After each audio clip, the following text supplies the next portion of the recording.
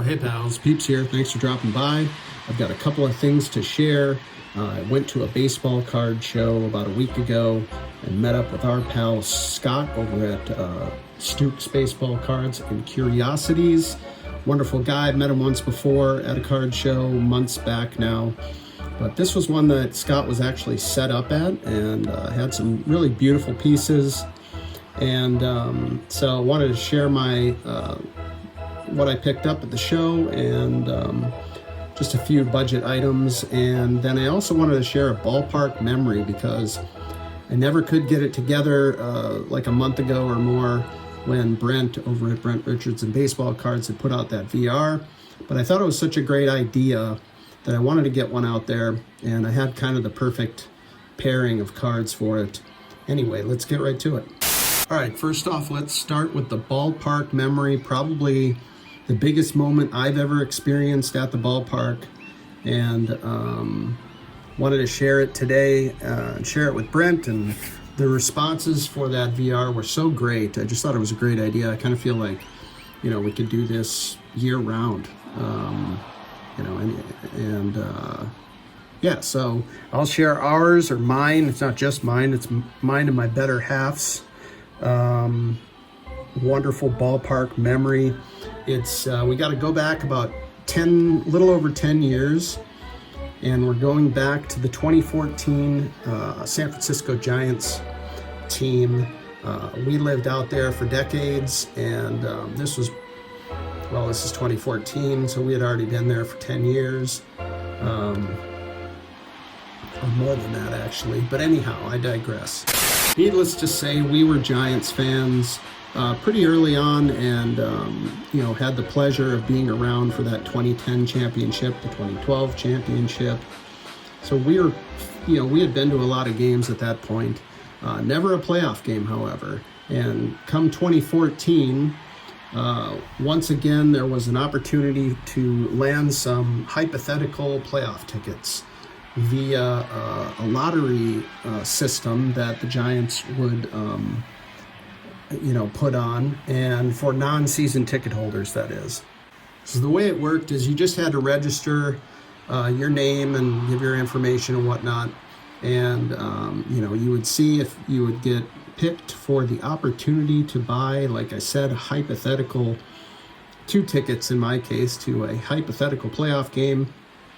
And in my case, it was going to be, or could be, Game 5, which was going to be a home game, obviously, and it was Game 5 of the NLCS. So not only did the Giants have to make it through the division series, they had to make it to Game 5 of the NLCS in order for these tickets to be, to be valid, or to happen. My name was drawn. I chose to pay for the hypothetical tickets, and that's what you had to do. You'd pay for them in advance, and then if the game didn't happen, you'd get refunded. All the chips fell into place, and sure enough, the Giants are up 3-1 going into the 5th game at home in the NLCS versus the St. Louis Cardinals. So Robin and I are decked out in our Giants gear. We are stoked, to say the least, to see a potential winning game in the NLCS. So we're up in the 3rd deck, probably right in line with third base, down the third baseline. Not that matters, but anyway, it's a back and forth game. And we land in a 3-3 tie going to the bottom of the 9th inning. And everything came together for one man, Travis Ishikawa, who had been very important to the Giants in that series, and just an important utility player, role player on the team, on that 2014 team. He had bounced around the minors. He had some injuries. He had thought about quitting baseball. Pittsburgh DFA'd him, and the Giants picked him up that season. I think it was mid-season, and he had a great NLCS. Anyway, It's 3-3 bottom of the ninth, and a lot of you know what happens. Ishikawa comes in with 2 on and 1 out, hits a 3-run bomb to win the game and send the Giants to the World Series. The biggest moment, the biggest home run he could ever imagine, probably, and the biggest home run we could ever imagine as fans at the park. I mean, this moment was crazy. It was bananas. And he absolutely smoked it on a line out in right center field. And from where we were sitting, we knew it right away. I mean, it was absolutely crushed. And the stadium was shaking. It was crazy. Anyway, so the cards related to the memory, I picked up this some years ago now. It is a 2015 Topps update, and this is of course the Topps Black, this one being numbered to 64, and it talks about that moment on the back of the card, as you can see there.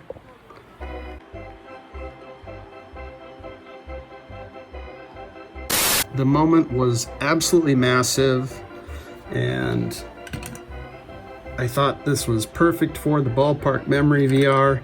And of course, in 2015, there aren't a whole lot of cards commemorating this moment. But in 2015, in the Gypsy Queen set, they had a insert set called Walk-Off Winners. And this here shows that moment. Just a fabulous moment on cardboard. And I guess if you were to go up here, we're sitting up here, and, you know, the circus ensues. These are really cool, by the way, this insert set. If you're looking for big moments on cardboard, this is a really great budget-friendly insert set. I believe I got this one on Sport Lots for like 25 cents. But I thought that made a nice little pairing there with the little Giants Pez dispenser, as I'm totally out of focus. And one last thing to share is the only photos I could find in my quick little dig. It was this kind of mashup photo that I made. I think I posted it on social. That's us. Or 2 images of us kind of mashed together, losing our minds. That's Robin there. And it was just absolutely bonkers. All right, next up, I just wanted to share my experience at the card show when I met up with Scott from, like I said, Stooks Baseball Cards and Curiosities, a bastion of knowledge.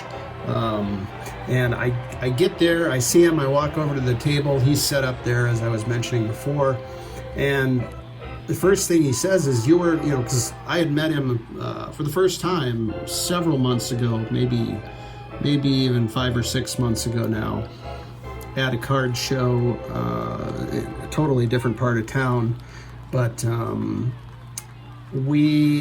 I had mentioned I was kind of looking for Minneapolis Millers stuff, and I know I've mentioned before how I kind of have this mini collection going of players in Minneapolis Millers uniforms, as well as St. Paul Saints uniforms.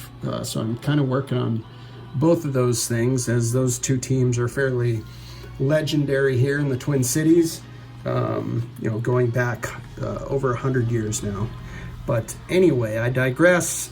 Scott says to me, you were looking for some Miller stuff, right? And he says, I bought this scorecard, and I don't know if he had me in mind, but when he saw me, he said, here, you can, if you just pay me, you can just pay me what I got it for. Anyway, I'm blabbing here, but here it is. An official scorecard for the Minneapolis Millers. As you can see, it says Minneapolis up here. I don't want to bend it too much. Maybe I don't know how to do this. I don't know if you can see that. Up here it says Minneapolis, the American Association over here. They were a minor league outfit. I don't know if it was called Double A, but it would be kind of the equivalent to Double A. And of course you have all the ads. Great ads. And just some information about the ballpark and resources at the ballpark. We've got milk, cigarettes. We've got the cigarettes, as you can see, are in the new humidor pack. I wonder what that means. Probably just some plastic. Anyhow, check this out. I mean, it is so great. I was so happy Scott handed this to me, and he said, I paid $20 for it. Just give me $20. And I was like, yeah, gladly. This is so cool. And it's from 1931, as I maybe mentioned. We've got Louisville over here on the left, and it's got all their players listed here. You can see somebody crossed out a player here. They were sort of half-heartedly keeping track of the players. The score has not been filled in, or hits, runs, of that nature.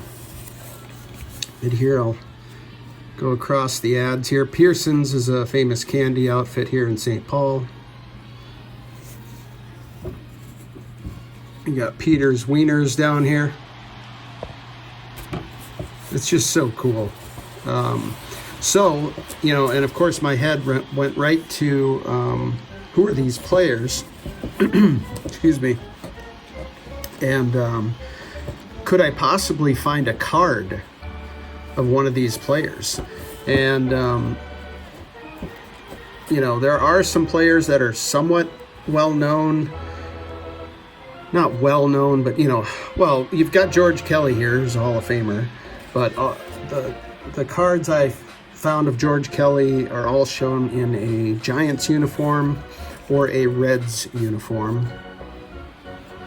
There is a George Kelly in the Remar bread set that I've shown before. He's a coach for the Oaks, the 1949 Remar bread set. He's there, so that's interesting. But I was hoping to find something of one of these players in a Miller's uniform, which is a tall order. And I wasn't able to find here. Let me show the back of this really quick. It was glued into a scrapbook, so the back is kind of busted, but it doesn't matter to me. Anyway, like I said, I was hoping to find a card of a player in a Miller's uniform that was in that roster in particular. And I wasn't able to find anything playing days. Like I said, George Kelly's cards, even from that same year, George Kelly was he wasn't really with the Millers for very long. It was a very brief stint, not even a season. And so he doesn't have any Millers cards that I'm aware of. Wasn't able to find any playing days cardboard from 1931. I mean, slim pickings, right? But anyway, what I was able to find on the cheap is this 2009 TriStar O-Back set. TriStar put out a set of minor league baseball legends. And here you have Spencer Harris, the all-time hits leader in minor league baseball. He's got over 3,600 hits in minor league baseball. He also leads minor league baseball all time in runs. And played for the Millers on and off over 10 seasons, but played 7 full seasons with Minneapolis, and had a couple cups of coffee with like the Philadelphia A's and somebody else, the White Sox maybe, and I forget who else. But Spencer Harris, an all-time record holder to boot. This is really cool to find, 2009 TriStar. Here's the back of this one. Of course, OBAC was a tobacco company way back. And this is the Minor League Baseball Legends and Heroes set. Really cool set, and it does show, it shows his records here. 3,617 hits, 2,287 runs, and doubles. He holds the record for doubles in the minor leagues as well at 743. Just a long-time professional baseball player who was very, very good, but just didn't quite make it in the bigs. I think he had probably 150, 160 at-bats. I think I remember seeing that in the bigs. So that was super cool. I don't imagine I'm going to find a 1931 Playing Days Minneapolis Millers card with a player that's in this roster. So I had to go with the TriStar Oback. I think that thing was all of $1, maybe $1.50 to my door. But anyway, thanks to Scott. That was just fantastic. And I did pick up a little stack of cards at the show that I can show you quick. Let's take these 4 to start. These are dollar vintage cards. I went through a whole bunch of boxes of vintage, really nicely organized vintage from the dealers at this show. And I was just looking for nice examples for cheap. These were all $1. And these would be candidates for the survey binder that I work on with my dad. So I'll bring these over to him, and we'll have a look at them and see if they make the cut. I'm thinking they will. We've got a 64 Don Zimmer here shown with the Washington Senators.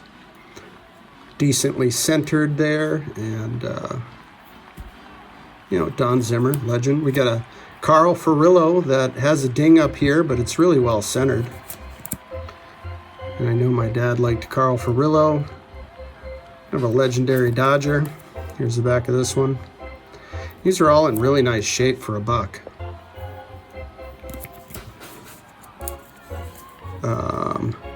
I think they were all maybe one. I think the Zimmer was 50 cents, and I think the Furillo was $1.50. So I guess on average, these were $1. It's a nicely centered Kenny Boyer. There's a little wrinkle over here, but great eye appeal on this.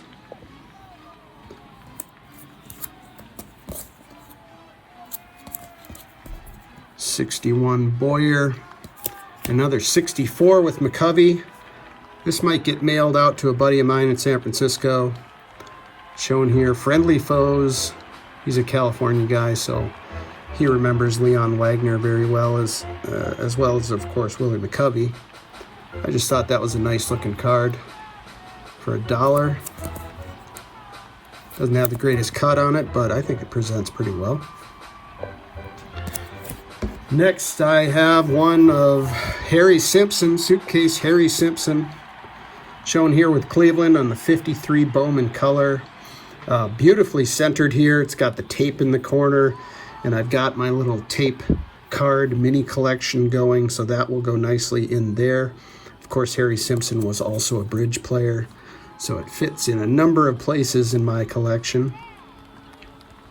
I got to tell you, I got a thing for these tape cards. I love the history, much like Mookie likes the pinhole cards. I love pinhole cards as well. I love beaters. I love cards that look like they've been loved. And this one's another example of that. Got this 61 Walt Bond. What an amazing story, Walt Bond. Walter on many of his cards. 61. Shown here with Cleveland as well. Another bridge player. Didn't have this one, and this was a really nice example. And I think this was all of, maybe this was also $1? $1.50 maybe at most. I think Suitcase Harry over here was $2. Anyway, Walt Bond, if you don't know, his story is amazing. He played half his career with leukemia, and died right at the end of his career, all too young, and just a tremendous story behind Walt Bond. So look him up, Walter. We got another bridge player, another nice 61, really well-centered Al Smith, shown here with the Chicago White Sox. Just a really great copy for the price. Again, I think this was maybe $1.50. Really nice example. That'll go into my bridge box. And last but not least, we have this 1961 Baseball Thrills, a throwback to 1920 when Brooklyn faced off with Boston in a 26-inning tie, a record to this day. The two records that are totally unbreakable, in my opinion, are the complete game 26-inning tie. It's a complete game from both pitchers in this game, from what I understand. Leon Cador, and with the Dodgers, and the Braves pitcher Joe Oshger. They went the distance in a 26-inning game, playing to a tie.